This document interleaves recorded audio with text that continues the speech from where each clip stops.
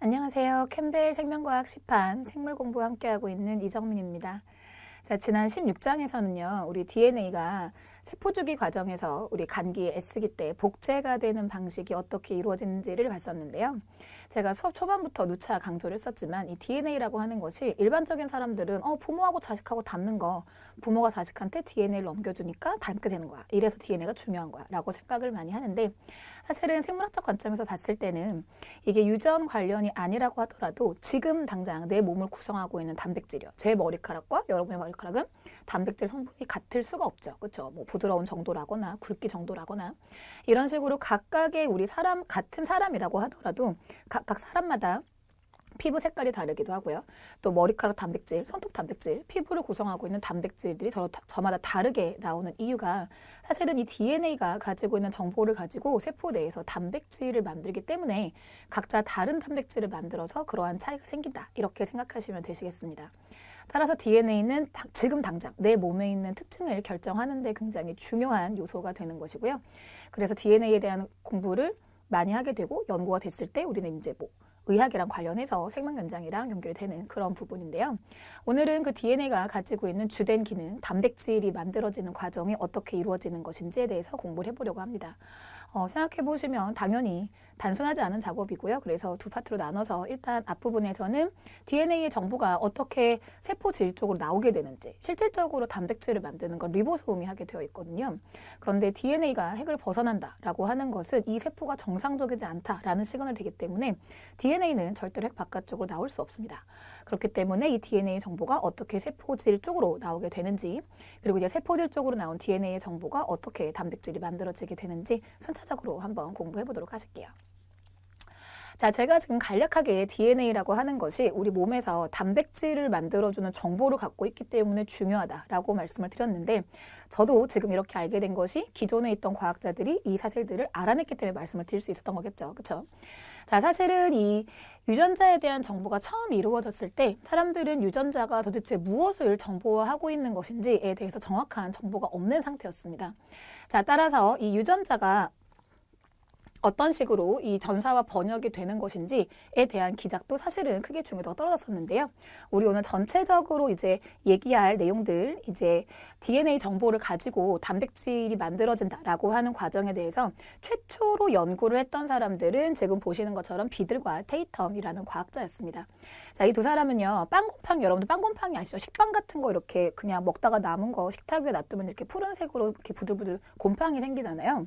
그 곰팡이를 가지고 이 DNA 유전자라고 하는 것이 어떤 것을 암호화하고 있는 것이냐에 대해서 연구를 했었는데요.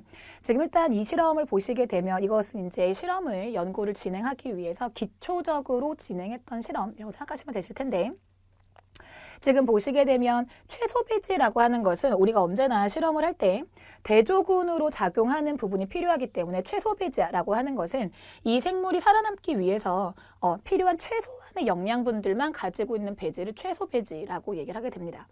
자, 그랬을 때 왼쪽에 있는 시험관에다가 빵곰팡이의 포자들을 집어넣었을 때는 정상적으로 분열하고 성장하는 세포군이 이제 형성이 되었던 건데, 오른쪽 같은 경우 실제 여기도 이제 빵곰팡이군을 넣어놨던 거거든요. 근데 여기는 지금 정상적으로 자라지 않고 이 곰팡이군이 형성되지 않은 걸 볼 수 있습니다. 자, 따라서 이 최소배지에 집어 넣었을 때 정상적으로 자라는, 우리는 이제 일반적으로 돌연변이가 발생하지 않고 자연계에 존재하는 형태를 와일드 타입, 우리 지난번에 유전할 때도 왜 초파리가 가지고 있는 형질 중에서 붉은 색깔 눈을 가지고 있는 거를 와일드 타입으로 하고, 거기에다 이제 뮤턴트가 발생을 했을 때 흰 눈을 가진다, 검은 몸을 가진다, 에보니형이다, 이런 식으로 야생형에 대해서 돌연변이에 대한 얘기를 했었죠. 여기도 마찬가지 정상적인 곰팡이다라고 한다면 최소배지에 집어넣었을 때 최소한의 필요한 양분들이 있는 것이기 때문에 정상적으로 자라야 정상입니다. 자, 그런데 이제 일부 빵곰팡이에서는 최소배지를 넣었을 때 정상적으로 자라지 않는 집단이 발견이 된 거고요.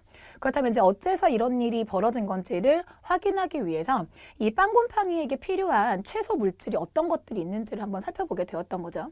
자, 결과적으로 말씀을 드리면 이 빵곰팡이에게 반드시 필요한 물질은 여기 맨 마지막에 있는 아르기닌입니다. 이 아르기닌이 만들어지지 않는다면 빵곰팡이는 생존할 수 없고요. 사실은 중간에 있는 물질들은 반드시 필요하다고 볼 수는 없겠습니다. 빵곰팡이 입장에서는 아르기닌만 있으면 난 살아남을 수 있어 라고 얘기할 수 있을 것이고, 이 아르기닌이라고 하는 물질이 그런데 이 빵곰팡이가 분포하는 환경에 언제나 있는 건 아닐 거거든요. 사실은 이 빵곰팡이 같은 경우 생각을 해보시면 어디서 나타난 건지 모르게 내 책상 위에 놔둬도 곰팡이가 생기고 식탁에 둬도 곰팡이 생기고 도당체 이놈 곰팡이가 어디서 온 건지는 모르겠는데 아무튼 어디에만 놔둬도 이 곰팡이는 서식이 된다라는 겁니다. 그런데 이 곰팡이가 서식하는 그 환경에 언제나 아르기닌이 있는 건 아닐 거거든요. 그렇다면 이 곰팡이는 사실은 아르기닌이 있는 환경에서만 분포한다고 하면 상당히 분포하는 환경에 제한이 있는 거죠. 하지만 곰팡이가 그렇게 여기저기 분포할 수 있다는 거는 이 아르기닌을 얻는 방법이 여러 가지가 있다라고 생각할 수 있는 겁니다.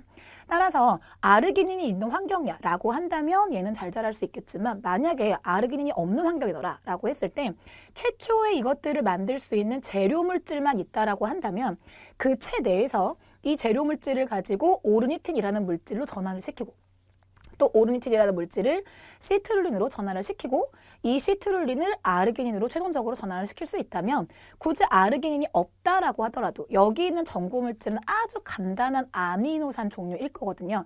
그래서 아주 간단한 아미노산만 갖고 있다고 하더라도 이 생물은 최종적으로는 아르기닌을 만들 수 있겠구나. 하지만 이 모든 과정들은 결과적으로 화학 반응인 거잖아요. 우리 늘 얘기하지만 생물체 내부에서 이루어지는 화학 반응은 효소가 없이는 될 수 있는 반응이 거의 없습니다. 그렇기 때문에 이 과정들 각각의 단계를 진행을 하기 위해서는 전구 물질을 오르니틴으로 바꿔주는 효소가 관여할 것이고, 또 오르니틴을 시트룰린으로 바꿔주는 효소가 관여할 것이고, 또 시트룰린을 아르기닌으로 바꿔주는 효소가 관여를 할 것인데, 어떤 곰팡이 종류 같은 경우에 이 중간 단계 중에 무엇인가 하나 잘못된다면 전구물질, 사실 최소 배지는 전구물질만 넣어준 거거든요.